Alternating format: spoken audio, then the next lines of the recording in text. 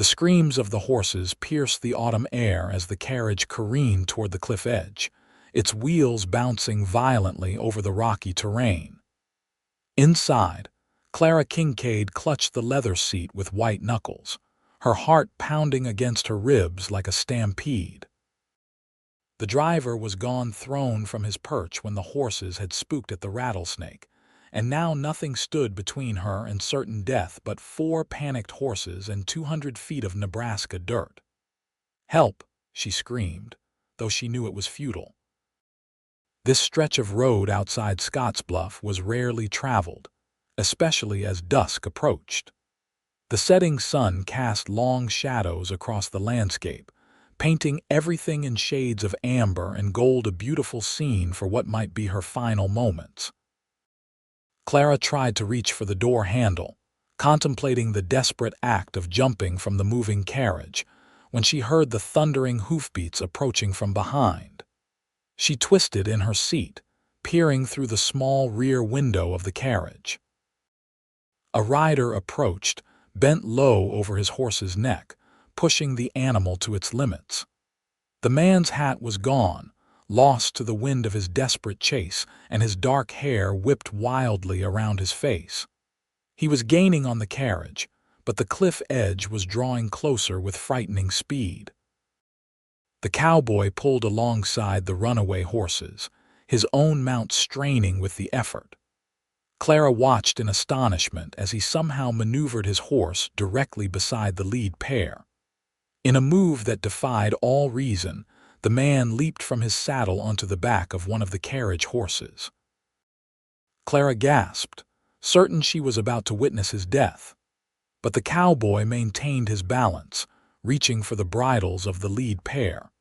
His muscles strained against his shirt as he pulled with all his might, trying to turn the panicked animals away from the approaching cliff edge. The carriage swerved, wheels lifting on one side before crashing back down. Clara was thrown against the wall, pain blooming in her shoulder, but she kept her eyes fixed on her would-be savior. The cliff was now mere yards away. With one final, powerful heave, the cowboy managed to turn the lead horses. The carriage followed, wheels skidding in the dirt, sending up clouds of dust as they veered away from death. The sudden change in direction sent Clara tumbling across the seat once more. When the carriage finally slowed to a stop, she was trembling so violently she could barely move. The door swung open, revealing her rescuer, a tall man with eyes the color of the storm-washed sky and a face bronzed by the Nebraska sun. "You all right, madam?" he asked, his voice deep and rough, like he didn't use it often. Clara tried to respond, but no words came. Instead, she burst into tears, the full weight of her near-death experience crashing down on her all at once. The man's expression softened. He climbed into the carriage and sat beside her, not touching, but close enough that she could feel his steadying presence. "My name's Lucas Everett," he said quietly, "and I reckon this wasn't how you planned to spend your evening." Clara laughed through her tears, the sound slightly hysterical even to her own ears. "No," she managed. "No, it certainly wasn't." And that was how Clara Kincaid met the man who would change her life forever. Just 20 feet from the edge of Widows dropped the deadliest cliff in Scotts County. Lucas helped Clara down from the carriage, his strong hands gentle at her waist. Her legs nearly buckled beneath her, still weak from fear and shock. He steadied her, concern evident in his eyes. "Thank you," Clara whispered, finding her voice at last. "If you hadn't come along when you did—" "Don't think on it," Lucas said, his gaze moving to check the horses. They were still agitated, huffing and stamping, but no longer in a blind panic. "What happened to your driver?" "There was a rattlesnake on the road." "The horses spooked and he was thrown," Clara explained, pushing a strand of golden-brown hair from her face. "I don't know where he landed. His name was Mr. Finley. He works for my father." Lucas nodded, his expression grim. "We'll look for him. But first, Let's get these horses calm and make sure you're truly unharmed." As Lucas moved to check the harnesses, Clara took stock of herself. Her traveling dress was rumpled, and she'd likely have bruises from being tossed about the carriage, but nothing felt broken.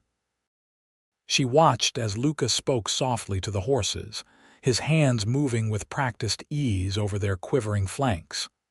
"You're good with them," she observed. Lucas glanced back at her.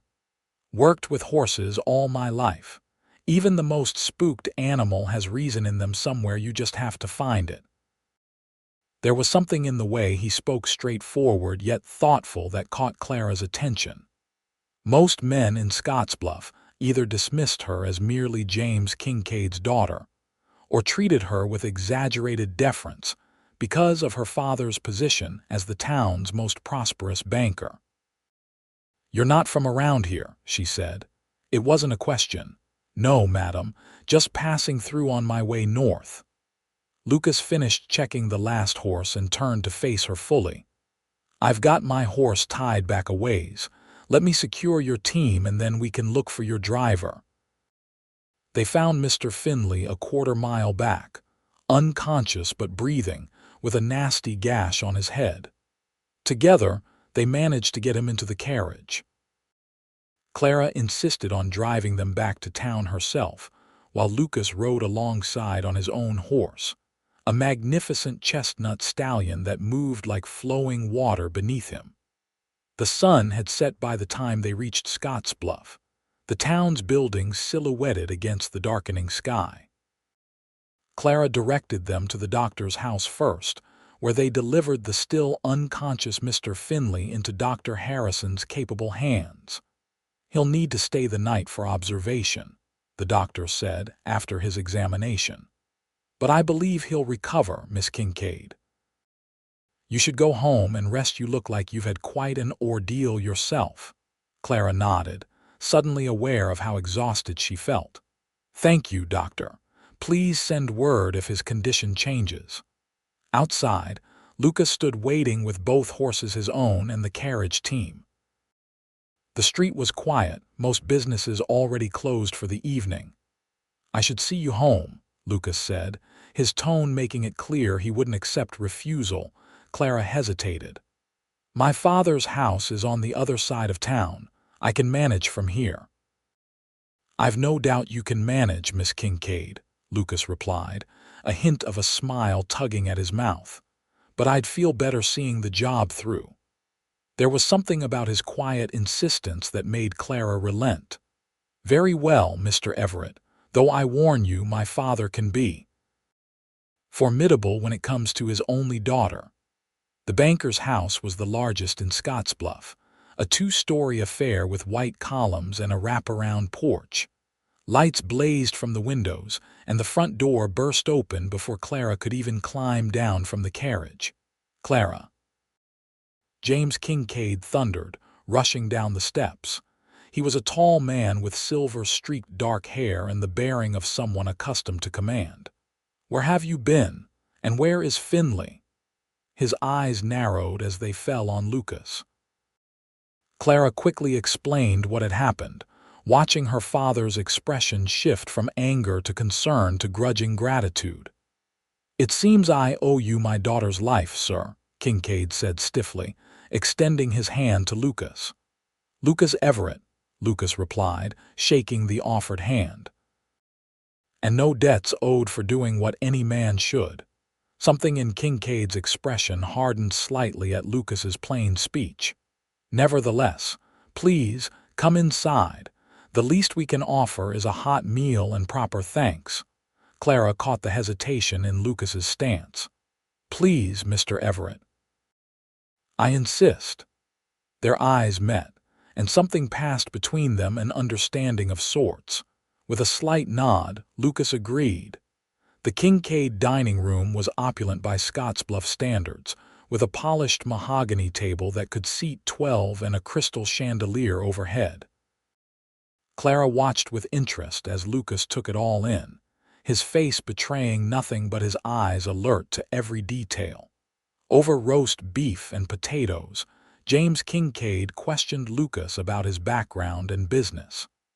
Clara found herself increasingly uncomfortable with her father's interrogation. "Father," she finally interrupted, "Mr. Everett saved my life today. Perhaps we could allow him to eat in peace." Kincaid looked surprised, then slightly abashed. Of course. Forgive me, Everett. Professional habit, I like to know who I'm dealing with." "No offense taken," Lucas said easily. "I'm heading to Wyoming territory. Got some land there, inherited from my uncle. Thought I'd see what can be made of it." "A rancher, then?" Kincaid asked, his tone suggesting he found the profession lacking. "That's the plan," Lucas replied, seemingly unbothered by Kincaid's judgment. "Spent the last 8 years working other men's herds. Time to try my own hand." Clara found herself increasingly drawn to Lucas's quiet confidence. Unlike most men who entered her father's orbit, he neither cowered nor postured. He simply was who he was, a quality rare enough to be remarkable. "Where are you staying in town, Mr. Everett?" she asked. "Haven't sorted that yet. Just arrived today." "The Western Hotel is comfortable enough," Kincaid offered. "Tell Gordon at the desk I sent you, he'll see you get a good room." Later, as Lucas prepared to leave, Clara stepped onto the porch with him, away from her father's watchful gaze. "I don't know how to thank you properly," she said softly. Lucas studied her face in the lamplight. "No thanks needed, Miss Kincaid, Clara," she corrected him. "Please." A small smile touched his lips. "Clara, then." He paused, seeming to weigh his next words. "I'll be in town for a few days getting supplies before heading north. Perhaps I'll see you again." It wasn't a question, nor was it quite a promise. But as Clara watched him mount his horse and ride away, she knew with unexpected certainty that their paths would cross again. The next morning brought rain, a gentle, persistent drizzle that turned Scottsbluff's dirt streets into mud and kept most townspeople indoors. Clara, however, was determined to check on Mr. Finley. Donning a hooded cloak against the weather, she made her way to Dr. Harrison's office. Mr. Finley was awake and much improved, though sporting an impressive bandage around his head. His relief at seeing Clara unharmed was genuine, as was his shame at having been thrown from his post.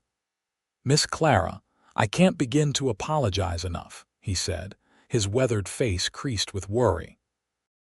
"Nonsense, Mr. Finley. No one could have controlled those horses once they spooked," Clara assured him.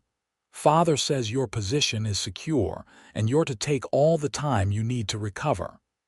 After promising to visit again the next day, Clara stepped back into the rain. She was about to head home when she spotted a familiar figure emerging from the general store across the street. Lucas carried several parcels, his broad shoulders hunched slightly against the weather.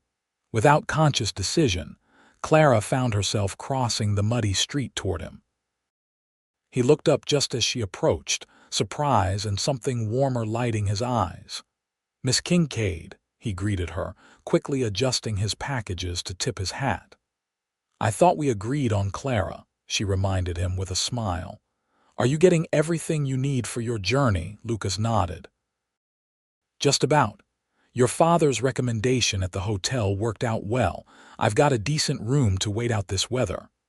A gust of wind drove the rain sideways, and Clara shivered despite her cloak. Lucas frowned. "You shouldn't be out in this. May I walk you home?" "Actually, I was about to stop at the cafe for some coffee," Clara said, surprising herself with her boldness. "Would you care to join me?" Lucas hesitated, glancing down at his mud-splattered boots. "I'm not exactly presentable for a lady's company." "Neither am I," Clara laughed, gesturing to the hem of her dress, which was thoroughly mudded. "Please, Mr. Everett, I owe you my life. Surely you can allow me to buy you a cup of coffee." The cafe was nearly empty, just a couple of old-timers playing checkers in the corner.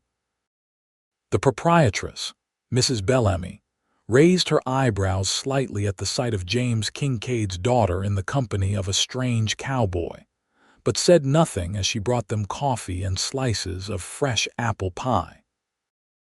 Away from her father's scrutiny and the drama of the previous day, Clara found conversation with Lucas surprisingly easy. He spoke little of himself, but asked thoughtful questions about Scottsbluff and listened intently to her answers. When she mentioned her work teaching at the town's small school, genuine interest sparked in his eyes. "You enjoy it, teaching?" he asked. "Very much," Clara admitted. "Father thinks it's a waste of my education. I attended a women's college back east, but I find it fulfilling. The children here deserve the same opportunities as any others." "Your father doesn't approve," Clara sighed, turning her coffee cup between her hands. "Father believes my primary obligation is to make an advantageous marriage. Teaching is acceptable as a temporary diversion." Something in Lucas's expression shifted. "And what do you believe, Clara Kincaid?" The directness of the question startled her.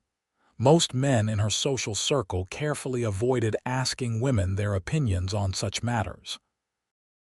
"I believe a person should contribute something meaningful to the world," she said after a moment's thought. "Whether through family or work or both. I'm not opposed to marriage, but I'd prefer it to be with someone who values my mind as well as my father's connections." Lucas nodded slowly, his eyes never leaving hers. A reasonable expectation, and yet surprisingly difficult to fulfill in Scottsbluff, Clara said with a rueful smile. "But I've monopolized the conversation. Tell me about this land you're heading to. What will you do there?" For the next hour, they talked of ranching and cattle, of Wyoming's open plains and the challenges of starting fresh in new territory. Clara found herself drawn to the way Lucas spoke of his plans, pragmatic, but touched with quiet passion. Here was a man who knew exactly who he was and what he wanted from life. When they finally stepped back outside, the rain had stopped, though the sky remained heavy with clouds. "Thank you for the coffee and conversation," Lucas said as they paused on the boardwalk. "Will you be staying in Scottsbluff much longer?" Clara asked, trying to sound merely polite rather than eager for his answer. "Another day or two, depending on when the freight wagon arrives with some equipment I ordered," Lucas replied. "I should be on my way north by week's end." Clara felt an unexpected pang of disappointment. "Well, should you need anything else while you're here, please don't hesitate to ask." Lucas studied her face for a moment. "Actually, I wondered if you might recommend some books for the winter months ahead. It gets lonely out on the range, and good reading material is worth its weight in gold." Clara's face lit up. "I'd be delighted. I have several books I could lend you, or if you prefer to purchase your own, I could write a list." "A list would be fine," Lucas said, smiling at her enthusiasm. "Perhaps I could call at your father's house tomorrow afternoon." "Yes, that would be perfect," Clara agreed, perhaps too quickly. As they parted ways, Clara couldn't help but look back over her shoulder. Lucas stood watching her go, his tall figure silhouetted against the gray sky. He tipped his hat when their eyes met, and Clara felt a warmth in her chest that had nothing to do with the coffee she'd just consumed. When Clara arrived home, she found her father in conversation with Wallace Bennett, the son of Scottsbluff's only lawyer, and if James Kincaid had his way, Clara's future husband. Wallace rose at her entrance, his handsome face breaking into a practiced smile. "Clara, my dear. Your father was just telling me about your ordeal yesterday. How frightening for you," Wallace said, taking her hand between both of his. Clara gently but firmly retrieved her hand. "It was indeed frightening, Wallace. Thankfully, Mr. Everett was there to save me." "Ah, yes, the drifter," Wallace said, his tone making the word sound unsavory. "Your father mentioned him. How fortunate he happened along." Clara felt a flash of irritation.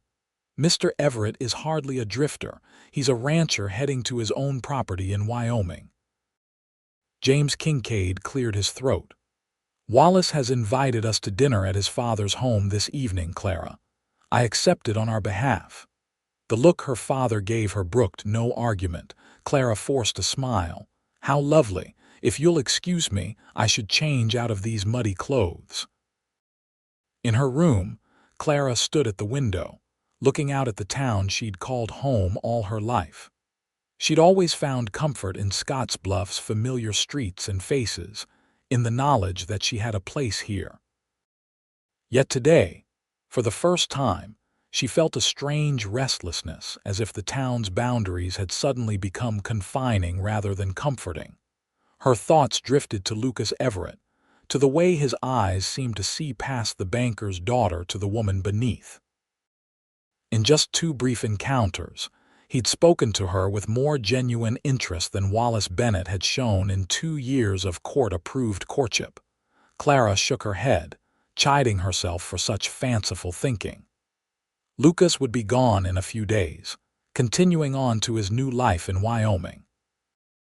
She would remain in Scottsbluff, teaching her students and eventually, most likely, marrying someone like Wallace, someone suitable, someone her father approved of. The thought should have reassured her. Instead, it left her feeling oddly hollow. Dinner at the Bennetts that evening was a tedious affair. Wallace monopolized the conversation with stories of his recent business trip to Omaha, while his father and James Kincaid discussed investments and property values. Clara found herself responding on autopilot, her mind elsewhere. Clara seems distracted this evening, Mrs. Bennett observed during dessert, her tone ostensibly concerned but her eyes sharp. Forgive me, Clara said quickly. I'm still a bit shaken from yesterday's accident. Wallace immediately adopted a solicitous expression. Of course you are, my dear. What a terrible experience. You must allow yourself time to recover. His patronizing tone grated on Clara's nerves, but she forced a grateful smile. You're very understanding, Wallace. Later, as Wallace walked her to the carriage, he detained her with a hand on her arm. I've been meaning to speak with you, Clara, about our future. Clara's heart sank. She'd been expecting this conversation for months, dreading it even as she'd resigned herself to its inevitability. Your father and I have discussed matters, and he's given his blessing, Wallace continued. I plan to make a formal proposal at the Founders' Day celebration next month. I wanted you to be prepared. Clara stared at him, momentarily speechless. Not only was Wallace informing her of his intention to propose rather than actually proposing, but he and her father had already settled everything between them as if her answer were a foregone conclusion. Wallace, no need to say anything now, he interrupted, patting her hand. I know ladies like to be surprised, even when it's expected. I just thought, given your sensible nature, you'd appreciate the courtesy of advance notice. Clara looked into Wallace's confident face and realized he genuinely believed he was being considerate.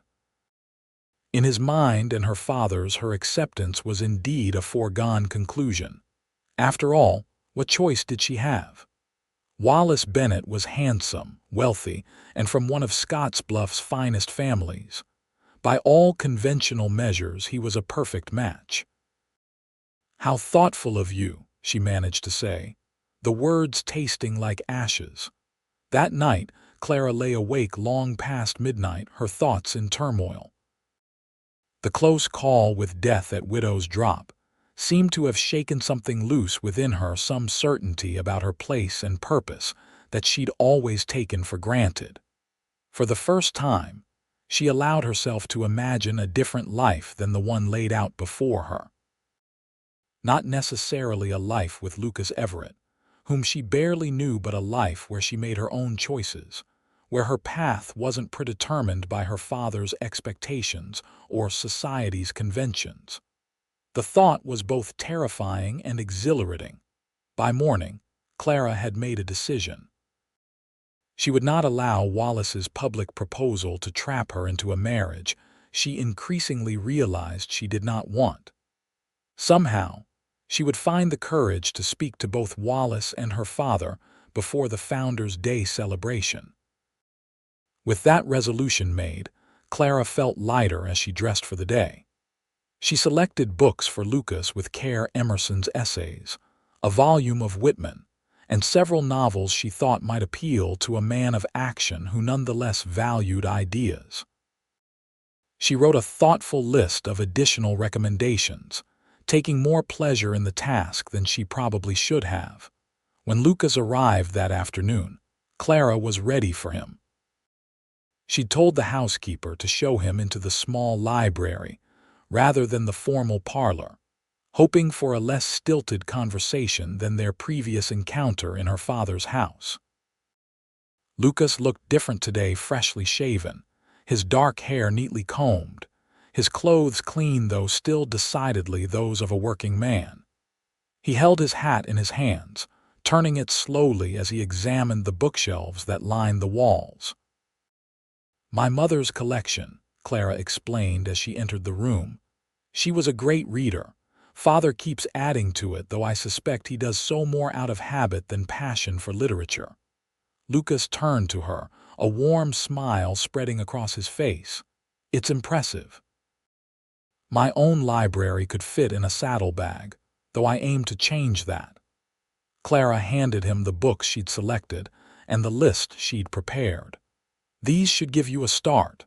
The Whitman may be a bit controversial for some tastes, but I think you'll appreciate his vision of America." Lucas accepted them with genuine gratitude. "This is more than I expected, thank you."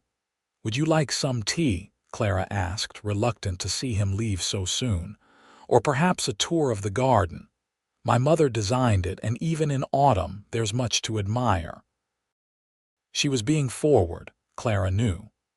Proper young ladies didn't invite near strangers for private garden tours, but something about Lucas Everett made conventional proprieties seem suddenly less important to her delight. Lucas accepted. "I'd like that, if you're sure it's no imposition." The Kincaid garden was indeed beautiful, even as it prepared for winter dormancy. Clara led Lucas along the gravel paths, pointing out her mother's thoughtful design elements and special plantings. They talked easily, moving from books to nature to their differing experiences of the West. "You said you've been working cattle for 8 years, Clara noted as they paused by a small fountain. "What did you do before that?" A shadow passed across Lucas's face. "I fought in the war, came west afterward looking for open spaces and fewer memories." Clara studied him, understanding dawning. "You were very young. 16 when I enlisted," Lucas admitted. "Lied about my age, thought I was being patriotic." He shook his head. "Found out war isn't what the recruitment posters make it out to be." "Which side?" Clara asked softly. "Union." He glanced at her. "Does that matter to you?" Clara shook her head. "The war ended 12 years ago, Mr. Everett, and Nebraska was Union territory besides." "Lucas," he corrected her with a small smile, "if I'm to call you Clara." Their eyes met, and Clara felt something shift between them, a recognition of mutual interest that went beyond polite conversation. Before either could speak again, however, they were interrupted by the sound of approaching footsteps on the gravel path. "Clara, your father said you were out here with Wallace Bennett rounded the corner, his expression darkening slightly at the sight of Lucas. "Mr. Everett, isn't it? I don't believe we've been formally introduced." "Wallace Bennett." Wallace extended his hand with the confidence of a man secure in his position. Lucas shook it firmly, his face betraying nothing of what he might think of the interruption. "Lucas Everett. Pleasure to meet you, Mr. Bennett." "Wallace was just leaving," Clara said pointedly, annoyed by the intrusion and the proprietary way Wallace had appeared, as if he had the right to monitor her activities. "Actually, I've just arrived," Wallace countered smoothly. Your father and I have business to discuss, and I thought I'd pay my respects to you first." His eyes flicked to the books Lucas carried. "I see you've been lending out your father's books." "My recommendations, actually," Clara said. "Mr. Everett expressed interest in building his own library." Wallace's smile didn't reach his eyes. How civilized, though I imagine reading material is of limited use on the open range, more practical to focus on fending off rustlers and surviving blizzards, I would think. The condescension in his tone was unmistakable. Clara felt a flash of anger on Lucas's behalf, but before she could respond, Lucas spoke up. "The practical and the intellectual aren't mutually exclusive, Mr. Bennett," he said calmly. "Some of the most well-read men I've known were cowboys." Long nights on watch give a man plenty of time for thought. Wallace's smile tightened. "Indeed, how fascinating." He turned to Clara, effectively dismissing Lucas. "Clara, dear, I was hoping to speak with you privately before my meeting with your father." Clara hesitated, torn between her irritation with Wallace and her awareness of social expectations. Lucas settled the matter for her. "I should be going," he said, stepping back. "Thank you for the books, Clara, and the tour of your mother's garden." "You're most welcome," Clara replied, unable to hide her disappointment at his departure. Will you let me know how you enjoy them, before you leave town, I mean?" Lucas nodded, understanding her meaning. "I will. Good day to you both." As Lucas walked away, Clara felt Wallace's eyes on her face. She turned to him with a deliberately neutral expression. "You wish to speak with me?" "Clara," Wallace began, his tone serious. "I realize you've had a frightening experience, and this cowboy happened to be in the right place at the right time. It's natural to feel a certain gratitude toward him, but you must be careful not to allow gratitude to become something inappropriate." Clara stared at him, incredulous. "Inappropriate? I lent the man some books and showed him my mother's garden, Wallace. Hardly scandalous behavior." "It's not the actions themselves, but the appearance," Wallace explained as if to a child. "You are James Kincaid's daughter, and as good as promised to me." "People talk, Clara." "As good as promised," Clara repeated, her voice rising despite her efforts to remain calm. "I wasn't aware that my future had been so definitively settled." Wallace had the grace to look slightly abashed. "Well, not officially, of course, but everyone knows everyone except me, it seems," Clara cut him off. "Wallace, I think we need to have a serious conversation about your expectations and my feelings. But not now and not here." Wallace studied her face, seeming to realize for the first time that his carefully laid plans might not unfold as smoothly as he'd anticipated. "Of course," he said finally. "Perhaps tomorrow. We could go for a drive." Clara nodded, already dreading the conversation but knowing it was necessary. "Tomorrow, then. Now, if you'll excuse me, I have lesson plans to prepare for my students." As she walked back to the house, Clara felt Wallace's eyes on her back and wondered when exactly she had become a possession to be claimed rather than a person to be loved. The next morning brought clear skies and the arrival of the freight wagon Lucas had been waiting for. Clara learned this news from Mrs. Bellamy at the cafe, where she had stopped for coffee before heading to the schoolhouse. "That cowboy friend of yours was in at dawn, Mrs. Bellamy said as she refilled Clara's cup. Said his equipment finally arrived and he'd be heading out tomorrow. Seemed in good spirits." The older woman gave Clara a shrewd look. "He asked if you usually stop in here mornings before school. I told him you did." Clara felt her cheeks warm. "He's hardly my friend, Mrs. Bellamy. He saved my life, that's all." "MMHMM," Mrs. Bellamy hummed, clearly unconvinced. "Well, he said to tell you thank you for the books. Said that Whitman fella has some interesting ideas." Clara smiled despite herself. "He's had time to start reading already." Said he was up half the night with it, Mrs. Bellamy confirmed, a knowing twinkle in her eye. Never seen a man so excited about poetry before. You've made quite an impression, Miss Kincaid. Clara's thoughts remained with Lucas throughout her morning lessons. The knowledge that he would be leaving Scottsbluff the next day left her with an unexpected sense of loss, which was ridiculous, she told herself sternly. They had spent perhaps 3 hours in each other's company total. She knew almost nothing about him beyond his war service and his plans to ranch in Wyoming.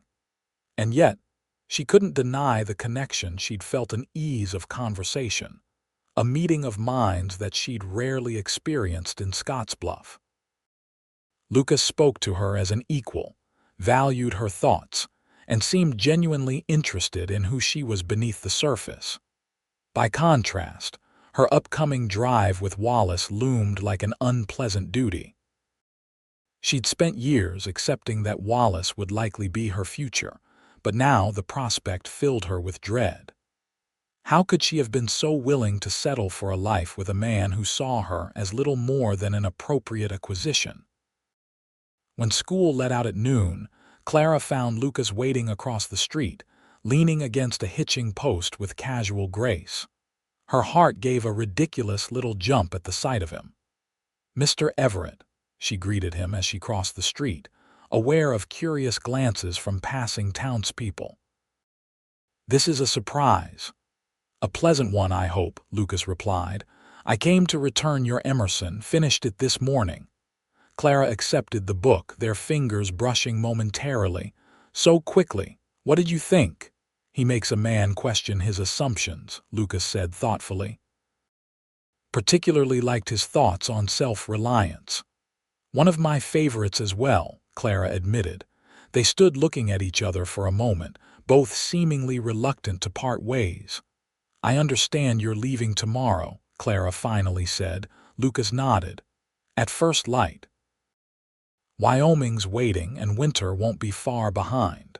Clara hesitated, then made a decision she knew might be foolish but felt irresistibly right. "I have the afternoon free. Perhaps you'd like to see the view from Lookout Ridge. It's the best in the county, and the fall colors are at their peak."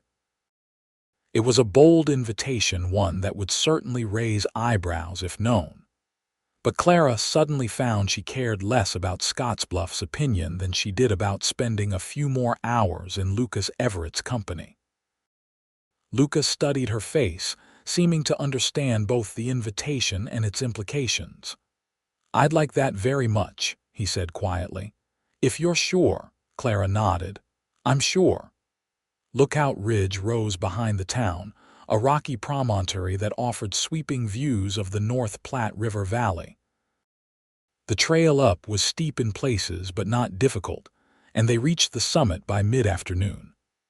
Clara spread a small blanket she'd brought on a flat rock, and they sat side by side, looking out over the patchwork of farmland, forest, and river below. "It's beautiful," Lucas said, his eyes tracing the serpentine path of the North Platte as it wound through the valley. "Different from Wyoming, but beautiful in its own way." "Have you always wanted to ranch?" Clara asked, genuinely curious about the path that had led him to this point. Lucas considered the question. "Not always. Before the war, I thought I might become an engineer, had a knack for mathematics and liked figuring out how things work." He smiled slightly. "After Gettysburg, those plans didn't seem to matter much anymore. Took a job as a ranch hand because it was available and discovered I had a talent for it." "And now you'll have your own spread," Clara said. "That's quite an accomplishment." Lucas shrugged. "We'll see. The land's there, thanks to my uncle, but making it profitable is another matter. Takes capital to start a proper operation." He glanced at her. "What about you? Did you always want to teach?" Clara pulled her knees up, wrapping her arms around them as she looked out over the valley. "I suppose I did, though I didn't realize it until I was older. I was fortunate my father believed in education for women, at least academically. When my mother died, he sent me east to school, partly to give me opportunities and partly, I think, because I reminded him too much of her.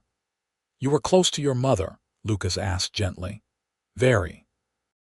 She taught me to love books, to question rather than accept, Clara sighed. She also taught me that a woman's worth isn't determined by her marriage prospects, though I think my father has forgotten that part of her philosophy. Lucas turned to look at her directly. Your young man, Bennett. He's your father's choice, not yours. It wasn't a question, but Clara answered anyway. Wallace has excellent prospects. He'll inherit his father's law practice, he's well connected, and he comes from a good family. That's not what I asked, Lucas said quietly. Clara met his gaze, finding herself unable to dissemble beneath the honesty in his blue eyes. No, she admitted. He's not my choice. What would your choice be, if you could choose freely? The question hung between them, laden with unspoken possibilities.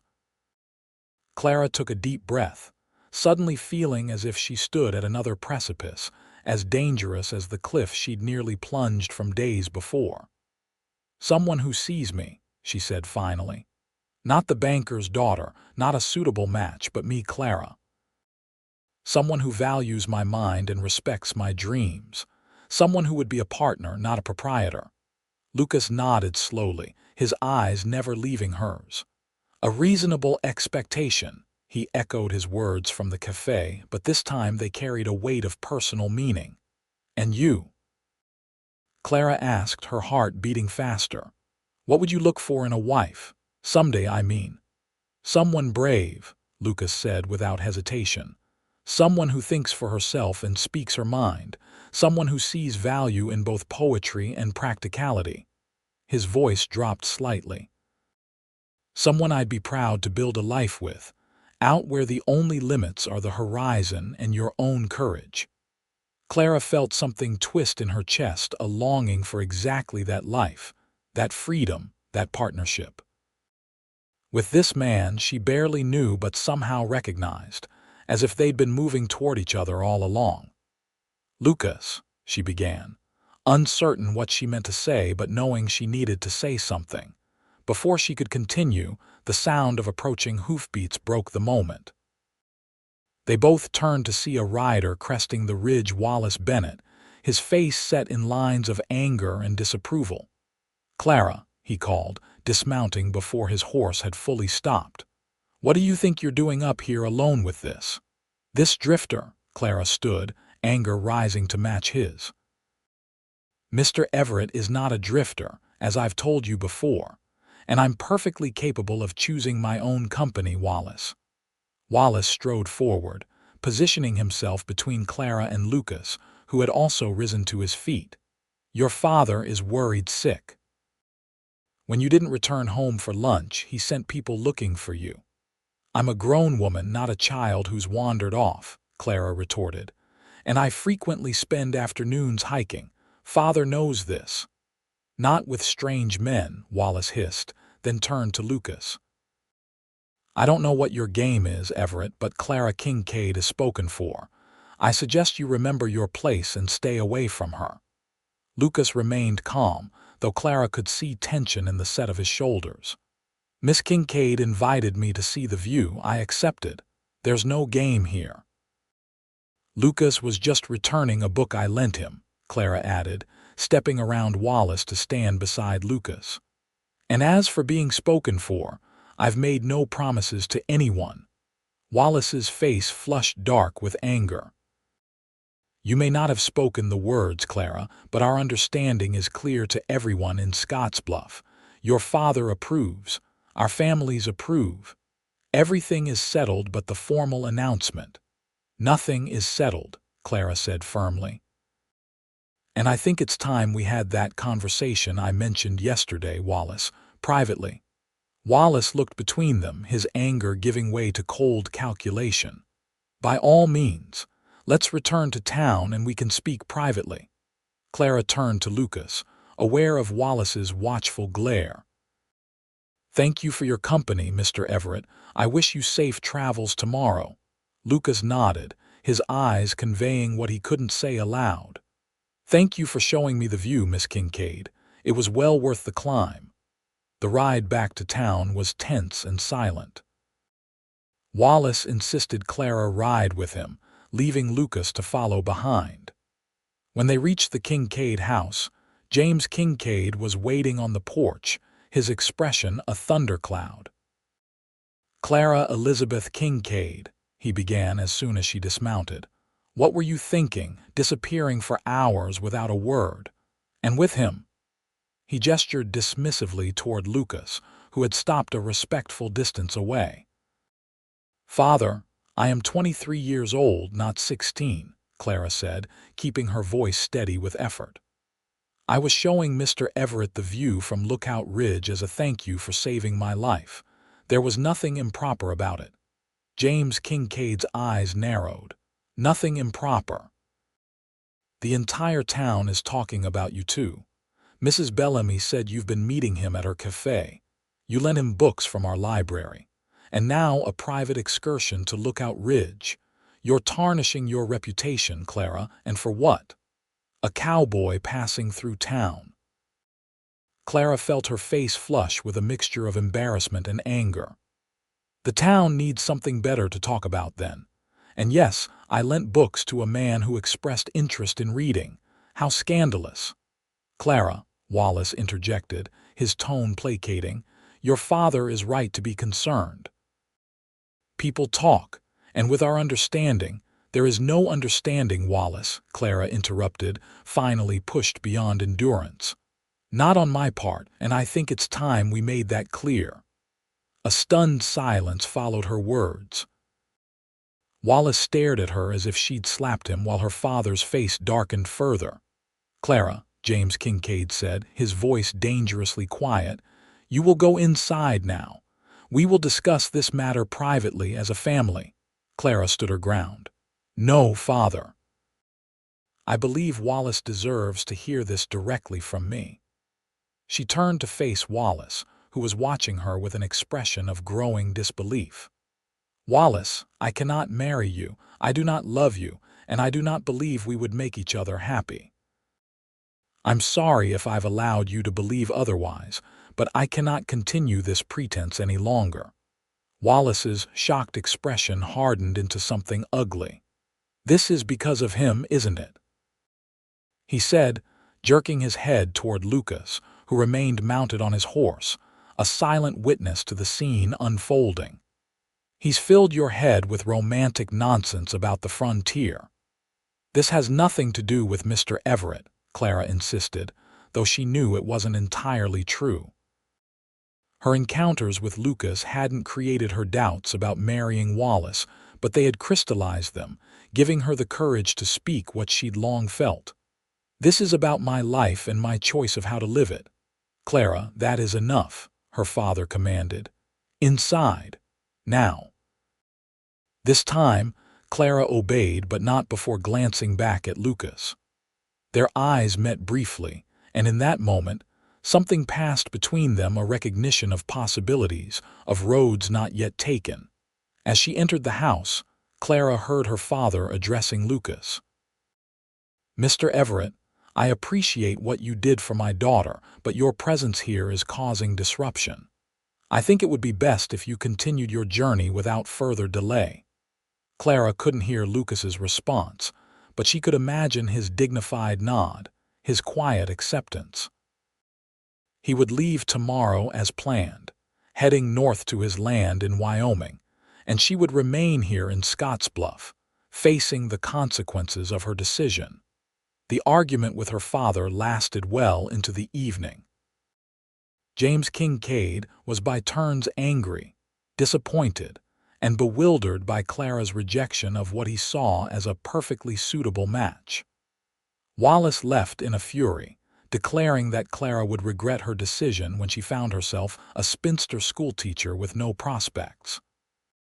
Through it all, Clara maintained her resolve. Yes, she was grateful for her father's care. Yes, she understood his concern for her future. But no, she would not marry Wallace Bennett, not now, not ever. "What has gotten into you?" her father demanded as they sat in his study, the oil lamps casting long shadows on the walls. "You've never been rebellious before. Is it really this cowboy? Has he turned your head with tales of adventure in Wyoming territory?" Clara sighed, weary of the same accusation.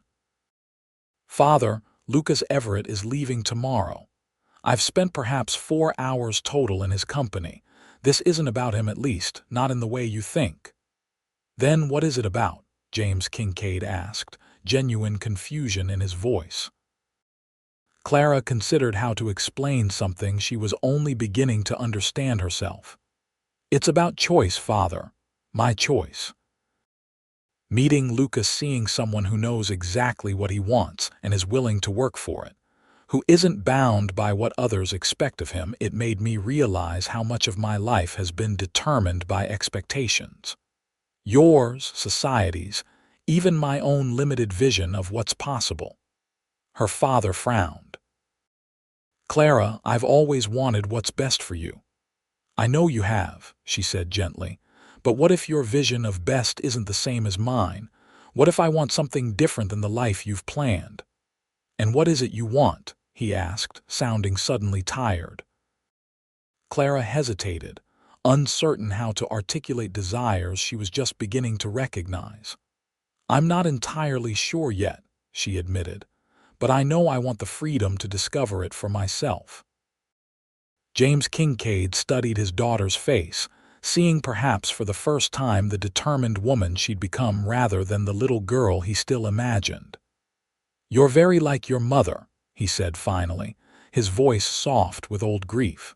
"She was just as stubborn about following her heart." Clara felt tears spring to her eyes at the unexpected comparison. Her father rarely spoke of her mother anymore. "I'll take that as a compliment. It was meant as one," he said, reaching across to pat her hand awkwardly. "Though God knows your mother's stubbornness drove me to distraction at times." He sighed heavily. "I won't pretend to be happy about this situation with Wallace, Clara, but I won't force you into a marriage you don't want. Your mother would never forgive me." Relief washed through Clara, followed quickly by a new anxiety. Lucas would be gone tomorrow, continuing to his new life in Wyoming. She might never see him again, never know what might have been possible between them. Later, lying in her bed, Clara made a decision. She might not know exactly what she wanted for her future, but she knew she wasn't ready to let Lucas Everett ride out of her life without at least speaking to him one more time. Dawn found Clara waiting at the livery stable, wrapped in her warmest cloak against the autumn chill. She'd barely slept, torn between doubt and determination, but in the end, determination had won. She needed to see Lucas once more, to explain, to ask, to at least say a proper goodbye. Lucas appeared just as the eastern sky was beginning to lighten, leading his saddled horse and carrying his packed saddlebags. He stopped short at the sight of her, surprise evident on his face. "Clara," he said, approaching slowly, "I didn't expect to see you again." "I couldn't let you leave without saying goodbye," she replied, her heart pounding so hard she was certain he must hear it. "And without explaining about yesterday." Lucas tied his horse to the hitching post and came to stand before her, his expression unreadable in the pre-dawn light. "No explanation needed. Family matters are private." "But this concerns you too," Clara insisted. "At least it might." She took a deep breath. "I told Wallace I won't marry him, ever. It wasn't because of you, not exactly, but meeting you helped me see more clearly what I really want." Lucas watched her face carefully. "And what is that, Clara Kincaid? A life with purpose. A chance to choose my own path." She met his gaze steadily. "The opportunity to get to know someone who intrigues me, who challenges me to think differently about what's possible." A slow smile spread across Lucas's face. "Someone who values both poetry and practicality." "Yes," Clara whispered. "Exactly that." Lucas took a step closer. "Wyoming's a hard place, especially in winter. My land is undeveloped. The cabin needs work." It would be a difficult life for someone used to comforts. "Are you trying to discourage me or warn me?" Clara asked, her heart racing with new hope. "Neither. Just being honest about what you'd be facing." Lucas reached out, tentatively taking her hand. "I don't have much to offer besides hard work and the promise that you'd never be anything less than my equal partner in whatever we build together." Clara felt tears stinging her eyes. That's more than most women ever get to hear from a man. Lucas smiled, squeezing her hand gently. "I'm not most men, and you're certainly not most women." His expression grew more serious. "I'm not asking you to come with me today, Clara. That wouldn't be right for either of us. But I'm asking if you'd consider writing to me, getting to know me better. And perhaps when spring comes, if we both feel the same way." "Yes," Clara said simply. "I'd like that very much." Lucas's smile widened. "I was hoping you'd say that." He reached into his pocket and pulled out a folded piece of paper. "My address, or what will be my address once I get there. The nearest town with a post office is about 20 miles from my land." Clara accepted the paper, tucking it carefully into her own pocket. "I'll write as soon as you've had time to settle in. I'll be looking forward to it." Lucas hesitated, then bent down and kissed her cheek, his lips warm against her cool skin. "Until spring, Clara Kincaid." "Until spring, Lucas Everett," she replied, her voice steady despite the tumult of emotions within her. As she watched him mount his horse and ride out of Scottsbluff, just as the sun crested the eastern hills, Clara felt not sadness but anticipation. The future stretched before her, no longer predetermined but full of possibility. Winter in Scottsbluff was harsh that year, with heavy snows and bitter cold. Clara continued teaching, saved her money, and wrote long letters to Lucas every week. His replies came less frequently due to the difficulty of traveling to town in winter conditions, but each one was a treasure pages filled with descriptions of his land, his work on the cabin, his plans for spring planting and cattle. He wrote of sunsets that turned the snow-covered plains to gold, and of stars so bright they seemed close enough to touch. In town, the gossip about Clara's broken engagement to Wallace Bennett eventually died down, replaced by speculation about her frequent letters to Wyoming territory. Her father, after initial resistance, came to accept, if not entirely understand, her determination to chart her own course. As winter gave way to spring, Clara made her decision. She applied for a teaching position in the small town near Lucas's ranch, was accepted based on her credentials, and gave notice at Scottsbluff School. James Kincaid, seeing his daughter's happiness and resolve, reluctantly gave his blessing along with a substantial financial gift to help establish her new life. "Your mother would be proud of your courage," he told her the night before her departure. "Just promise you'll write and visit when you can." Clara promised, her heart full of love for the father who was finally learning to let her go. Lucas met her stagecoach when it arrived in Wyoming, his face breaking into a smile that outshone the May sunshine when he saw her step down. They embraced without hesitation, months of letters having built a foundation of understanding that made formality unnecessary. "Welcome home," Lucas said simply, and Clara knew in that moment that she had made the right choice. The cabin he'd built was small but solid, situated on a rise overlooking a creek with mountains visible in the distance.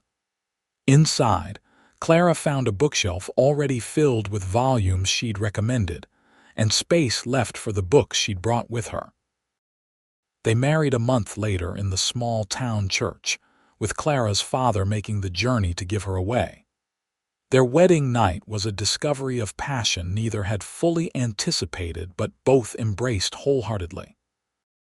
The years that followed brought challenges: drought, harsh winters, the birth of their son James and daughter Elizabeth, but through it all, Lucas and Clara faced each day as equal partners, just as he had promised that dawn in Scottsbluff. On their 10th anniversary, Lucas took Clara to a promontory overlooking their expanded ranch, now thriving with cattle and crops. The children stayed behind with their grandfather, who had moved to Wyoming after retirement, unable to bear the separation from his grandchildren. "Do you ever regret it?" Lucas asked as they watched the sunset paint the plains in shades of gold and crimson. "Leaving Scottsbluff, the life you might have had." Clara turned to him, taking in the face she knew better than her own, lined now by sun and weather and laughter, but still handsome, still dear beyond measure. "Never," she said truthfully. "Not for a single moment." As they rode home in the gathering dusk, Clara reflected on the strange twist of fate that had brought them together: a runaway carriage, a cliff edge, a cowboy who stopped the horses and, in doing so, changed the course of her life forever. Some might call it luck or chance. Clara preferred to think of it as destiny, the moment when her life's true path had finally been revealed, leading her not to the edge of a cliff, but to the horizon of possibility, with the man she loved riding beside her every step of the way.